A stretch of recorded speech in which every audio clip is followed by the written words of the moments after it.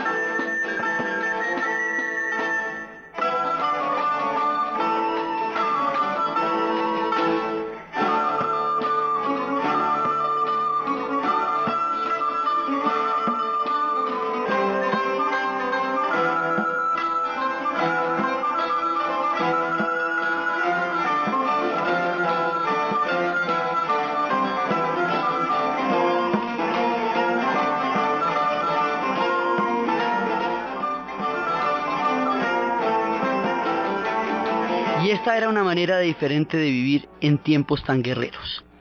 Pero volviendo a la política, que era lo que estaba tejiendo las intrigas que van a dar lugar a la posterior formación de Francia y de Inglaterra, hay una cantidad de juegos de poder que tienen que darse antes de que esto llegue a ocurrir realmente. Vamos hacia la formación de los estados nacionales, pero eso es un proceso larguísimo, súper arduo. Entonces, por ahora estamos en un tema con los poderes locales. Entonces, por un lado, los actores, digamos, de esta época son el papado, que trata de buscar que las iglesias locales se vayan uniendo a su poder para crear una gran iglesia, y empieza a combatir las herejías, y las herejías eran cualquier tipo de pensamiento divergente a la línea oficial, y eso lo hace en tiempos terriblemente turbulentos. Entonces, el Papa tiene que lidiar con el emperador de lo que más adelante va a ser Alemania. Alemania se va a convertir en Estado Nacional de últimas, porque mientras Francia e Inglaterra lo van a lograr eventualmente, dentro de un ratico, pero lo van a lograr, a Alemania le va a tocar solamente hasta el siglo XIX, porque las diferencias entre los reinos hermanos va a ser muy difícil que ellos lleguen a consolidar un Estado, lo mismo Italia. Pero en cambio, Francia, Inglaterra, Portugal y España, en alguna parte de nuestro proceso llegarán a ser estados nacionales, mientras que los otros serán reinos y principados por mucho tiempo. El emperador de lo que habría de ser Alemania es uno de los actores con los cuales el Papa se tiene que encontrar, y también tiene que unirse, o sea, tiene que hacer un trato con los alemanes, o sea, con los germanos, y tiene que hacer un trato con el rey francés para poder lograr un equilibrio de poder. Entonces, habíamos visto que hay una cantidad de provincias, de regiones, porque todavía no tenemos países. Esas regiones en Francia las llamamos ducados. Entonces habíamos visto que era Bretaña, que eran los antiguos celtas, Anjou, Aquitania, Normandía y París, básicamente. En Inglaterra, en la futura Inglaterra o en el futuro Reino Unido, estaban Escocia, Gales, Irlanda, estaban los sajones, los normandos, los celtas, los anglos, cantidades de pueblos. Y estábamos viendo que los grupos se establecen las lealtades a través de las relaciones entre vasallos y señores. Entonces se supone que que un vasallo debe lealtad a su señor, y que su señor es en ese caso un superior. Pero habíamos visto que el caso del duque de Normandía es sumamente complejo, porque el duque, en calidad de duque, es vasallo del rey de Francia, porque la Normandía es un ducado de Francia. Pero resulta que los normandos, como habíamos visto, habían atacado e invadido Inglaterra. Por última vez lo haría alguien, y el duque de Normandía se convirtió en rey de Inglaterra. Entonces, al convertirse en rey de Inglaterra, en una tierra es vasallo y en la otra rey, pero a la hora del té, lo que es un tipo súper poderoso, que siendo vasallo del rey de Francia, es muchísimo más poderoso que él, porque tiene detrás a la Inglaterra. Entonces hay que ver cómo se le hace con eso. Entonces, lo que va a hacer de ahí en adelante el rey de Francia es tratar de debilitar al duque de Normandía en la medida de sus posibilidades, porque es un poder que directamente lo va a amenazar. Y la manera de hacerlo es creando alianzas con los diferentes ducados franceses que vayan a cambiar la correlación de fuerzas. Hemos visto eso también. Entonces, dentro de esa estrategia, estamos en la época de los Luises, lo que va a hacer es casar a su hijo con Leonor de Aquitania, para hacer emparentar la Aquitania con el rey, y de esa manera quitarle, digamos, peso a la Normandía dentro de lo que va a ser Francia. Recordemos que los normandos, por esta condición de duque de Francia y rey de Inglaterra, hacen que los dos países estén estrechamente entrelazados, y que el surgimiento de unos y de otros se forme de la misma matriz. Hermana una cantidad de palabras dentro de lo que van a ser las respectivas lenguas y les da un origen común que tienen muy marcado, muy a su pesar, porque en la era moderna y después durante mucho tiempo ellos se van a detestar. Los ingleses y los franceses no se caen bien para nada, pero tienen en común una increíble cantidad de cosas, sobre todo el hecho de haber provenido ambos de los normandos. Entonces, ¿qué hace este hombre? Va a casar a su hijo, que es otro Luis, con Leonor de Aquitania. Estos son los Capetos. Y Leonor de Aquitania, habíamos visto, por un lado, todo su carácter de amor a lo caballeresco, a lo provenzal, a los trovadores, a las cortes de amor. Ese es un aspecto quizás el más atractivo y refulgente de esta dama insigne. Pero también era una mujer de mucho tropel. Entonces se va a casar con él y ella quiere que vaya a la segunda cruzada. Y ella empieza a decirle que vaya a la segunda cruzada, pero nota que el hombre tiene pocas ganas, dice, para las cruzadas porque está en unos problemas, que no le digo, con el duque de Normandía, está en líos para mantener el poder de los Capetos y asegurarlo. Entonces tiene mucho más que hacer en Francia. Tiene mucho más que hacer en sus reinos tratando de arreglar el lío que irse por allá donde finalmente no se le ha terminado de perder nada. Pero sin embargo, la cosa ven que se van a hacer una segunda cruzada. La primera cruzada, habíamos visto, es una cruzada papal, porque es el Papa el que la invoca. De ahí en adelante, las cruzadas y sobre todo estas dos van a ser cruzadas de reyes. Entonces ella se va con él, pero el hombre rehúye permanentemente el combate porque él no quiere enfrentarse en líos allá. Entonces eso y el hecho de que no se ponen de acuerdo los reyes hace, como habíamos visto, que la segunda cruzada no vaya a terminar en ningún objetivo claro. Es un fracaso, es un acto fallido la segunda cruzada, y eso le va a dar una piedra a Leonor de Aquitania, que ella, después se van a divorciar los dos, y en esa época el divorcio dependía de la conveniencia política del Papa y del rey. Entonces finalmente el Papa le va a dar el divorcio a Luis, Leonor de Aquitania va a quedar divorciada de él, y le va a hacer una jugada de esas terribles.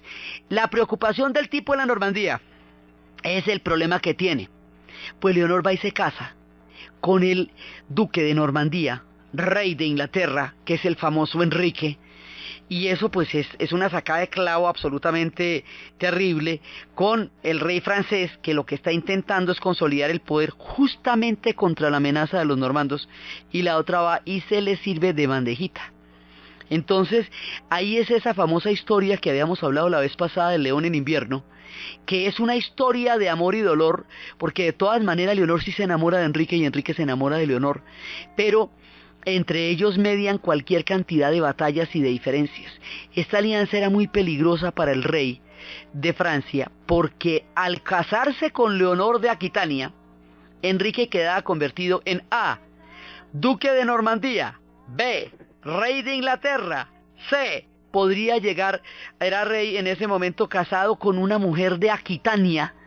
Sí, entonces eso también le daba a Aquitania entre sus territorios, lo que hacía que le quitara territorios en lugar de darle, y por ahí derecho se podía meter con el trono de Francia en cualquier momento. O sea, esto era una cosa sumamente peligrosa porque atentaba a la composición misma de lo que en el futuro sería Francia, porque ya la Aquitania quedaba del mismo lado de la Normandía por la vía del matrimonio de estos dos.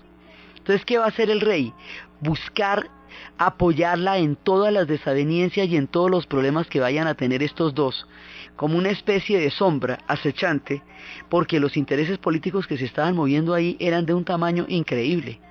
Entonces, Leonor, que con el rey francés solamente tuvo hijas, con Enrique, que en la película de León en invierno decía ella que era un hombre con una mente como la de Aristóteles y con un cuerpo que era un pecado, que la había enloquecido, y ella también era una mujer increíblemente atractiva.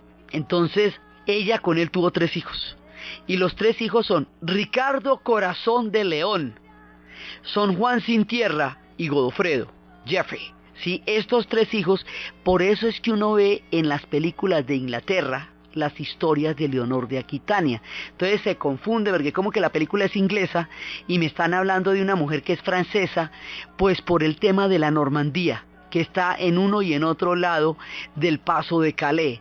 O sea, para arriba y para abajo están los normandos, y como van cambiando de bandos a medida que se casen, entonces por eso es que no se nos distinguen claramente las miniseries, cuál es de quién va a producir la BBC y quién va a producir la televisión francesa.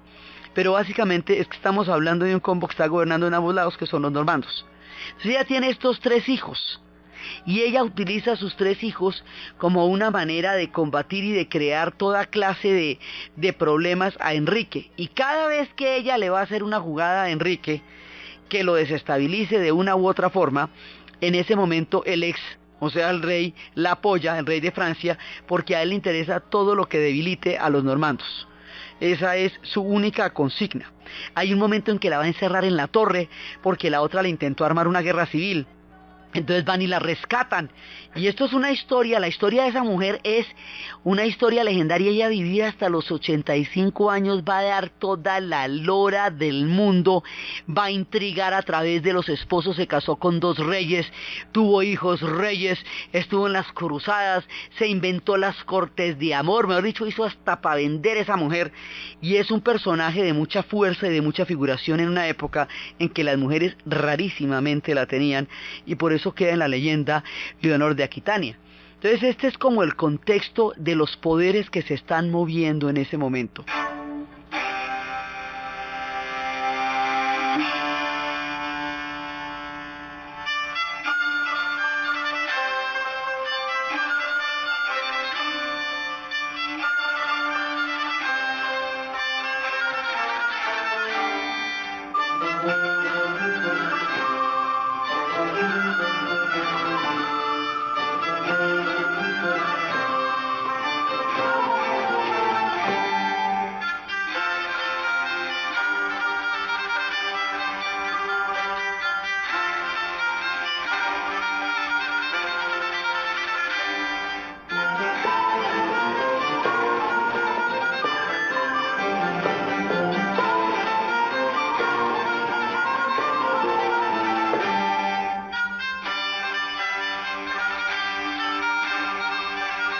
Ellos, en este lío de divisiones y en este lío de pulsos de poder, se van a enfrentar a un mundo que se hace fuerte en Oriente, y ese mundo es el del Islam y el de Bizancio.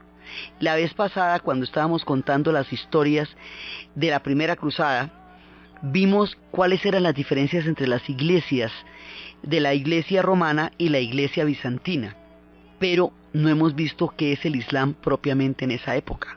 Entonces, el tema es el siguiente: cuando se rompe la Roma de Oriente, esa Roma, como habíamos dicho, coge un carácter propio, que es un carácter con lo que van a ser las diferentes patriarcas y los diferentes cabezas de iglesia. Esa es una iglesia con una influencia muchísimo mayor del idioma griego, como originalmente era.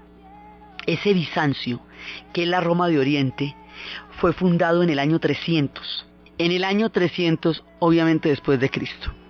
Entonces, lo que es la Roma cristiana, lo que va a ser toda esa civilización que originalmente era griega, que después fue romana y que ahora va a ser cristiana. Ellos aparecen en escena en esa época. En el año 622, más o menos unos 300 y pico de años después, es cuando Mahoma huye de la Meca a Medina. Cuando Mahoma recibe la revelación de Alá, deja su oficio de comerciante, empieza a predicar una nueva fe. En razón de su fe va a ser perseguido. Huye de la Meca a Medina. Esto es en el año 622. En el año 622 se cuenta el año 1 de la era del Islam, porque la égira, que es como se llama la huida, es el comienzo del conteo del tiempo del mundo musulmán. Entonces Mahoma va a crear en lo que hoy es Arabia Saudita una religión, un estado, una sociedad, una vida, un código cotidiano, en que Alá le dictó los 114 versos que conforman el texto sagrado del Corán, que se llaman suras, y que la perfección de la lengua árabe y de la escritura del Corán Es una prueba de que son una revelación, porque Mahoma es un profeta, no un Dios. El Dios es Alá. Alá es el único Dios y Mahoma su profeta. Entonces, Mahoma va a crear todo esto y a la muerte de él es que habíamos visto que se van a presentar los problemas de su sucesión, porque la familia a la que él designó sanguíneamente su continuidad va a ser asesinada, que son Fátima, Ali, Hassan y Hussein. Entonces va a haber toda esta disputa entre los que creen que ahí hubo una usurpación y creen en Fátima y Ali, que son los chiitas, y no creen en los versos adicionales del Corán, y entre aquellos que creen en los 5 califas, que fue una solución administrativa que se hizo para resolver un problema que teológicamente no se podía solucionar en ese momento, y que creen en los versos adicionales del Corán, es decir, en la Sunna. Entonces quedaron los sunitas y los chiitas. Y de ahí en adelante, una religión que surgió entre la Meca y Medina, después va a tener su fundamento y su centro en Damasco, en el tiempo de los omeyas. Y luego va a tener su centro en Bagdad, en el tiempo de los abasides. Y la primera parte, los omeyas, uno de ellos se salvó y se fue por toda el África del Norte, hasta Marruecos, hasta llegar a España. Se llama Abderramán III y allá va a crear el califato de Córdoba. Entonces aquí se va haciendo todo el mapa del Islam, y el Islam está cubriendo todo el Oriente Medio, porque eso va a llegar hasta Siria, lo que hoy es Siria, Líbano y Jordania, y después va a llegar hasta Bagdad, y después va a llegar hacia Persia, y ya cuando caiga Persia hacia todo el Asia Central, hacia lo que otrora fue la ruta de la seda, digamos. Toda la parte del Asia Central va a ser islamizada. Entonces va a ser un imperio muy grande. En su proceso de expansión se va a tocar con 2 puntos de la cristiandad. Uno es Bizancio. Bizancio está ubicado en la península que hoy llamamos Turquía, Anatolia. Ahí estaba Bizancio.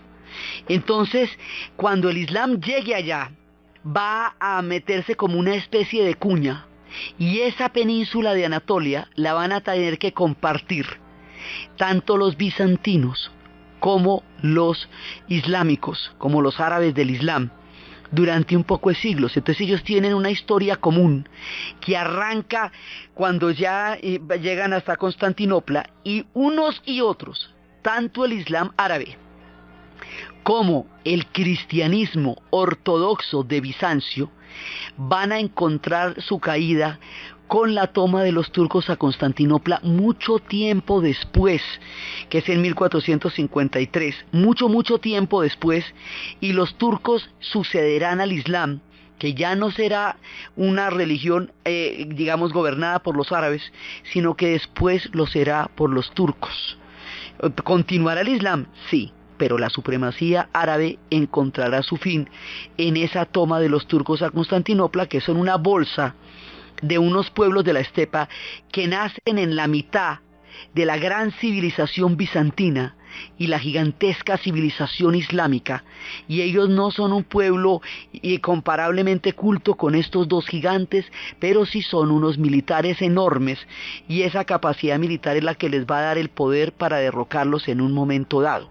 Entonces todo ese es el escenario que se está dando en el sur, lo que quiere decir que ahí hay un montón de reinos cristianos por la influencia de Bizancio y porque el cristianismo viene de Oriente originalmente. Al ladito de Jerusalén es donde queda Jordania, donde queda Siria, donde queda Líbano. Entonces ahí hay unos reinos cristianos de puro comienzo, es decir, anteriores a la llegada de la era del Islam. Y esos reinos son los que van a entrar en interacción con todo el tema de las cruzadas. Entonces es a ese mundo, al mundo de Bizancio y al mundo del Islam, que es el que se ha venido expandiendo y consolidando al otro lado del Mediterráneo, al que se van a enfrentar estos pueblos que son los francos, que son los alamanes, ¿sí? Y que son todos estos reinos, y ese es el mundo en el que va a colisionar en un momento dado estos reinos de Anjou y de Normandía y de todo eso contra el reino de lo que están creando los islámicos en Oriente. Ese es el escenario, digamos, el escenario mayor de lo que van a ser las cruzadas.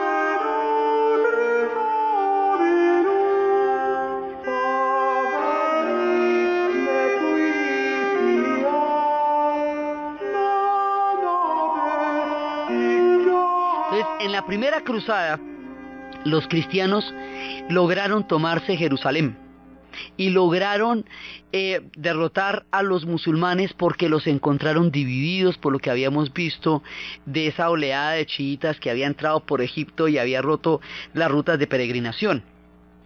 Luego ellos se componen y se recomponen y vuelven y se unen.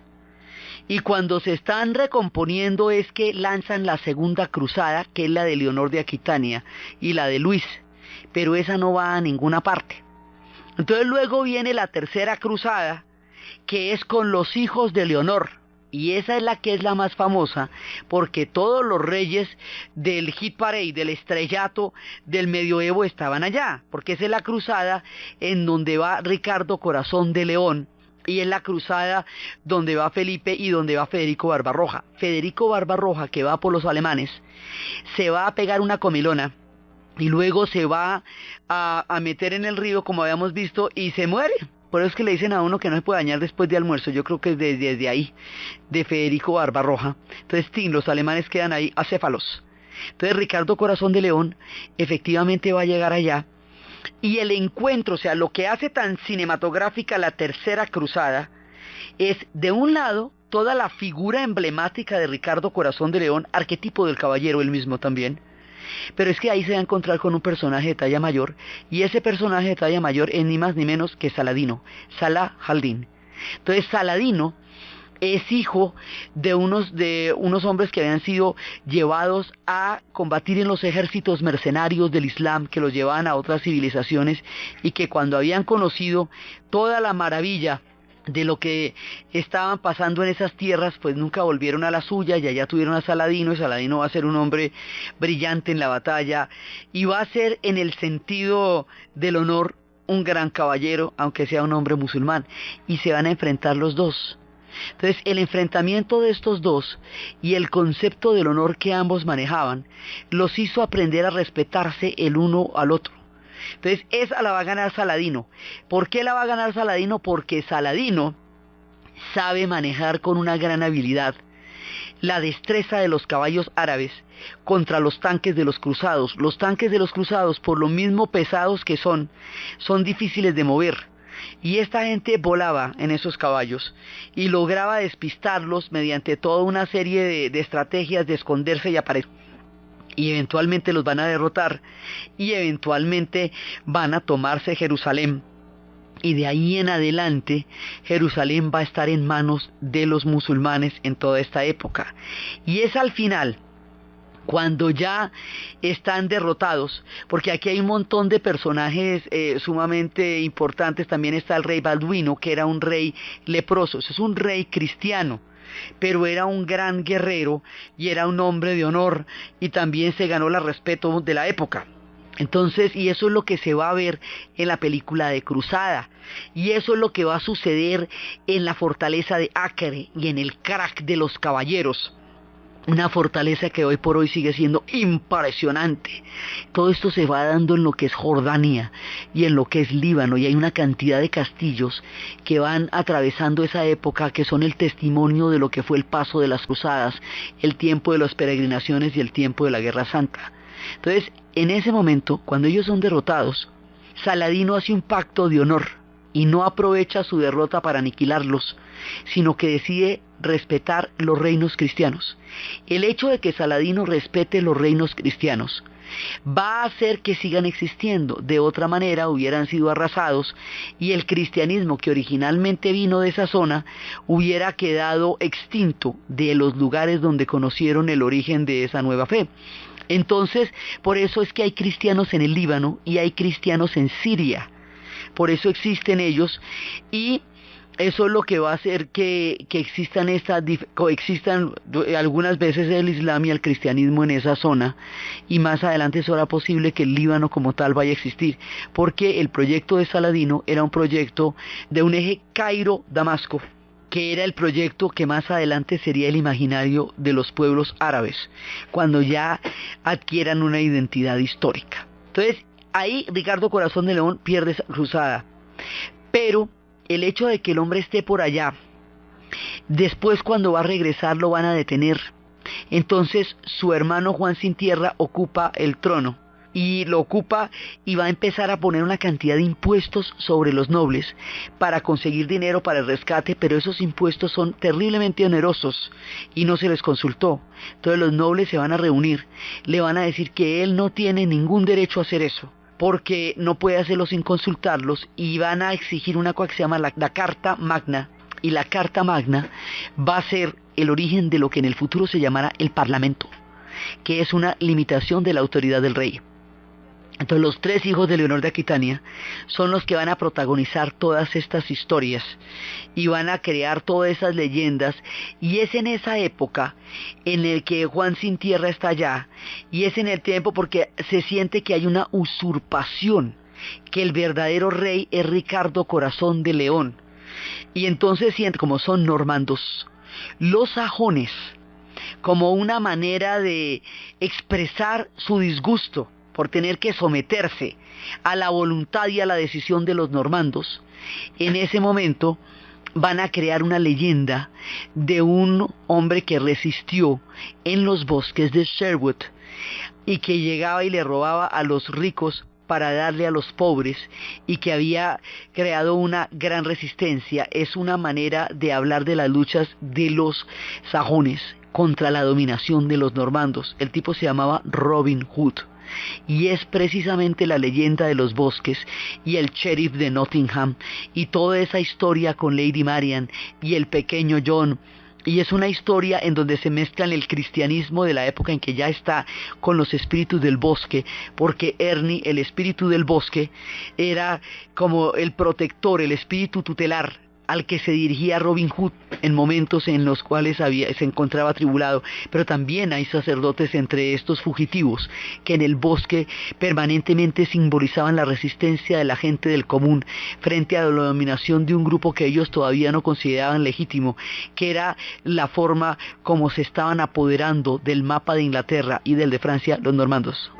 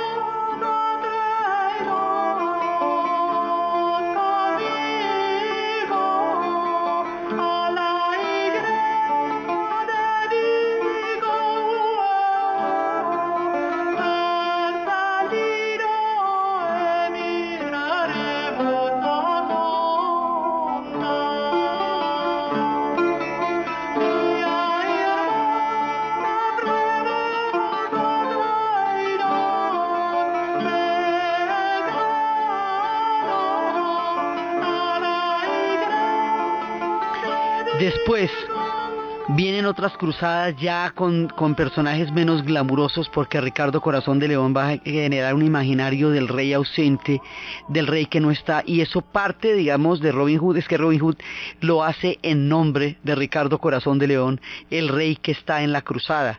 Y también habíamos visto que eran los tiempos de Ivanhoe, estos héroes que surgen desde el monte y que están representando la inconformidad con el juego de poderes que se está dando. Entonces por eso es que la tercera cruzada es tan famosa, por Saladino, por Ricardo Corazón de León, por Juan Sin Tierra, por Geoffrey, y porque ellos son los hijos de Leonor de Aquitania y de Enrique, y todas las historias de intrigas que se están dando. Finalmente después ella muere, pero ya dejó armado un lío muy grande. Entonces, una vez que Salah al-Din toma Jerusalén, el resto del tiempo es tratando de reconquistarla. Entonces la van a reconquistar, pero nunca lo van a lograr. En la cuarta cruzada van a saquear a la mismísima Constantinopla, que es un despropósito y un exabrupto, porque se supone que era a la que debían defender y a la que iban a apoyar, y llegaron y la saquearon. Y después el rey Luis muere, y vienen más cruzadas, ¿sí? Vienen después 8 cruzadas, y después finalmente nunca logran recuperar nada. Ya digamos el total de las cruzadas son 8, pero finalmente nunca van a lograr. Entonces hemos visto que las cruzadas tienen una cantidad de frentes, como habíamos visto con los caballeros teutones en el oriente, con los hospitalarios y con los templarios en Jerusalén, y con la Orden de Santiago de Compostela en España. Están por todas partes. Entonces, este episodio que va a durar todo ese tiempo y que va a tener todas estas 8 cruzadas, en últimas nunca logra. Hubo una cruzada de los niños, que mandaron un poco de niños a ver que como los niños Dios estaba con ellos, entonces no los iban a matar, y lo que pasa es que los mataron a todos. Y lo que fue un crimen impresionante, desde las viejas mañas de reclutar a los niños y meterlos en las guerras de los grandes. Entonces, finalmente las cruzadas no van a terminar reconquistando la Tierra Santa, pero sí van a crear un contacto entre Oriente y Occidente, que es donde van a llegar los libros y las traducciones de Aristóteles en la época en que se están empezando a formar las universidades, porque las universidades también son un invento de la Edad Media. No surgen en la modernidad, surgen antes, y surgen alrededor de la elaboración de la doctrina y de la teología, y es en las universidades donde uno encuentra personajes como Abelardo, la historia que estábamos contando. En una de esas cruzadas, ya en las últimas, es cuando un personaje se va a sentir tan absolutamente desolado por toda la sangre, por todo el horror que se había hecho, porque es que para crear las cruzadas habíamos visto que se había dado un salto teológico del pacifismo que Jesús había predicado en todas las circunstancias, incluso ante los romanos, a una guerra santa que sí está avalada por la defensa de la fe, para poder convencer a la gente de que pasara por encima del no matarás, que es una de las grandes condiciones de la manera como Jesús enseñó el cristianismo. Entonces, para pasar por encima de eso habían arrasado a todo el mundo. Más adelante, en los episodios de las cruzadas, va a haber un personaje que va a sentir que ahí hubo una equivocación inmensa, que toda la sangre, todo el horror, toda la tristeza, la desolación que vio, ensombrecen su alma, le quitan sentido a lo que es el dinero, la riqueza y el poder en un personaje nacido en una sociedad, una posición muy alta de la sociedad, hijo de un hombre muy rico, textilero. Y este personaje va a sentir que todo salió terriblemente mal, y que la riqueza y el pillaje que vienen de todo lo que fueron estas expediciones no alivia el espíritu, al contrario, lo hace más pesado. Cuando él regresa, decide renunciar a todos bienes materiales, a su posición, a su nombre, a todo aquello que lo había distinguido como un personaje de alcurnia, y empieza a andar por las calles siguiendo las enseñanzas de Jesús, tratando de recuperar el origen del cristianismo. Y empieza a pensar por dónde viene el origen del cristianismo, qué le había dado el primer sentido, dónde estaba presente el amor y cómo recuperar eso. Y en su paso por la Tierra Santa, entre todas las cosas que vio, un día vio una representación de lo que había sido el nacimiento del niño Jesús. Un día vio una representación de un pesebre, y pensando en el pesebre, dijo: hay que empezar por ahí, porque es en el pesebre donde se recupera el mensaje del niño que viene a traer el mensaje del amor. Entonces dice que lo reprodujo con figuras de piedra, y que esas figuras de piedra, cuenta la leyenda, cobraron vida, y que él, a través de esta manera de recuperar el amor que sentía que se había roto totalmente en esta cantidad de odio que eran las cruzadas, va a crear ese pesebre. Y ese personaje se llama nada más y nada menos que Francisco de Asís, y es el origen de los franciscanos. Y el pesebre se hizo en Grecho, y después de Grecho, por todas las influencias y la manera como los pueblos se van dominando unos a otros, Nápoles va a formar parte, y esos reinos de Italia van a formar parte de España. Por Italia va a llegar a España, y mucho tiempo más adelante, cuando lleguen los españoles a las tierras del Nuevo Mundo, lo llevarán también, y nosotros seremos parte de la tradición del pesebre. Es en este odio de las cruzadas, en este salto teológico tan doloroso que avaló la muerte, de una religión que no tenía por qué permitirla bajo ninguna circunstancia, porque nunca fue ese el mensaje de Jesús, que hablaba de dar la otra mejilla. Es en ese momento que aparece la figura de Francisco de Asís, que se sentía hermano de los lobos, hermano del sol y hermano de la luna.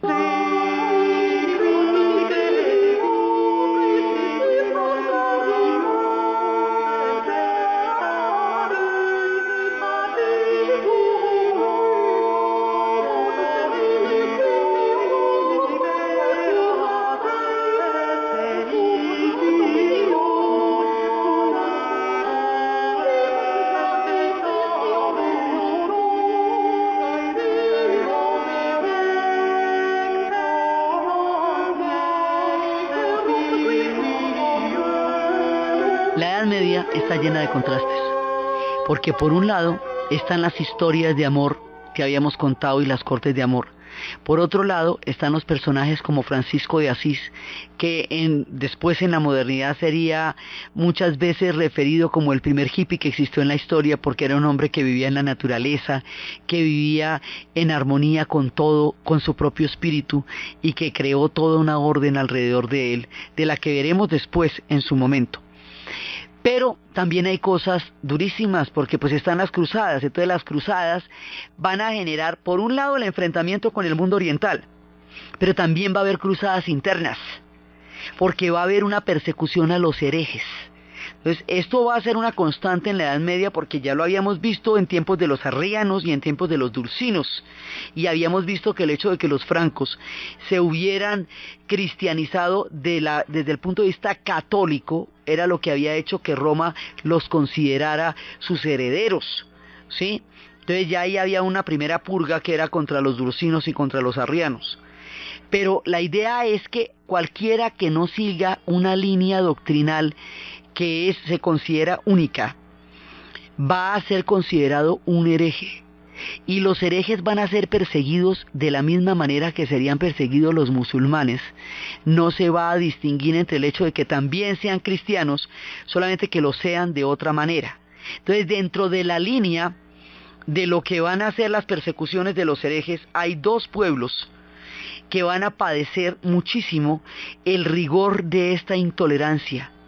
Unos van a ser los judíos, que la van a pasar terriblemente mal en la Edad Media, pero terriblemente mal, porque es que los judíos no creen en Jesús como el Mesías. Eso ya ni siquiera los sitúa en el mundo de los cristianos, o sea, ya no son herejes cristianos, sino que directamente no se les considera parte de la cristiandad y se les considera que ellos habían contribuido a que Jesús hubiera sido entregado a los romanos, y les van a cobrar eso. Resulta que los judíos aparecieron en Europa porque los romanos los habían expulsado del templo de Jerusalén, porque los romanos tenían un planteamiento político y de Estado. Todo el que esté formando parte del Imperio Romano tiene que reconocer a alguno de los dioses del Olimpo mínimamente. Y los judíos no pueden hacer eso por el pacto que tienen con Yahvé. Entonces se niegan desde el punto de vista teológico a hacerle concesiones en ese sentido a los romanos. Los romanos no toleran las rebeliones, los judíos hacen rebeliones permanentemente, y finalmente en una de esas rebeliones los van a derrotar, a expulsar del templo, que es en la época de Tito Livio, y después va a ser el episodio de Masada, que es cuando se van a desbarrancar con tal de no entregarse, y los que huyen van a llegar a Europa. Unos van a llegar al este del Rin, que se van a llamar los judíos ashkenazis, y otros van a llegar a Sefarat, que se van a llamar los judíos sefarditas, que son en España. Los que están en España todavía no tienen problema, porque eso sigue siendo el califato de Córdoba, y eso más adelante lo van a tener, pero durante el tiempo de la presencia musulmana no lo van a tener, porque ahí lograron equilibrios entre cristianos, judíos y musulmanes. Pero los que quedan en esta Europa, cuando se ponga la cosa de este tamaño de las herejías, van a ser perseguidos terriblemente durante todo el medioevo, incluso más adelante, cuando venga el tiempo, mucho más adelante de la peste negra. Como ellos eran mucho menos proclives al contagio por su limpieza, por su higiene, por sus hábitos cotidianos, entonces decían que ellos eran los portadores de la peste. Los van a acusar de toda clase de infortunios, porque no forman parte de este universo cristiano que se está imponiendo en el ambiente interno que van a formar las cruzadas, no solamente con respecto a Oriente ni a los de Europa del Este, sino al interior. Ese es uno. Ellos van a llevar mucho van a llevar de eso. Hay una novela que se llama Narciso y Golmundo, que es un fresco de la Edad Media. Esta novela es de Hermann Hesse y cuenta la historia de dos adolescentes, uno de los cuales es un académico y va a estar toda la vida metida en los debates y en los libros, que es Narciso, y otro que va a descubrir el mundo, va a caminar por los campos, conocerá el amor de las mujeres, el arte, va a conocer la talla, y es el viaje de uno y del otro a través de la espiritualidad de la Edad Media para encontrar su camino. Leer esa novela es una manera de entender mucho de lo que estaba pasando en el medioevo y de los debates que se estaban dando para la formación del pensamiento teológico. Entonces, esos van a ser uno, pero luego van a aparecer otros que se sitúan en el sur de Francia, en la parte de la Provence, y a estos que tienen una versión diferente, son cristianos, pero tienen una idea mucho más pura del cristianismo. Ellos se llaman a sí mismos los puros. A eso los van a llamar los cátaros. Y los cátaros, que tienen una idea diferente, que no comulgan con el clero porque no lo necesitan para su comunicación con Dios, en una época en que el clero va a ser el que genere y mande y tenga tanto poder, a ellos los van a perseguir hasta el exterminio. Y para perseguirlos van a crear una cosa que se va a llamar el Santo Oficio, que en el futuro se conocerá como la Inquisición.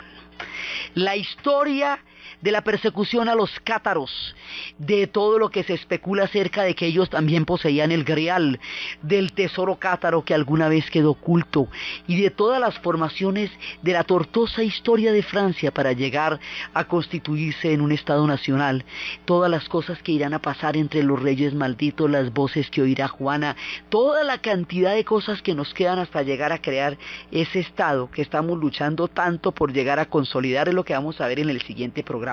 Entonces, desde los espacios de Ricardo Corazón de León, de Saladino, del rey Balduino, de la cruzada, de la tercera cruzada, de Jerusalén, de los pueblos que se están conformando, de las persecuciones internas y externas, del clima político tan supremamente complejo de la época, y de la pureza de alma y la alegría de espíritu de Francisco de Asís, en medio de un contexto tan complejo, en la narración de Ana Uribe, en la producción Jessy Rodríguez. Y para ustedes, feliz fin de semana.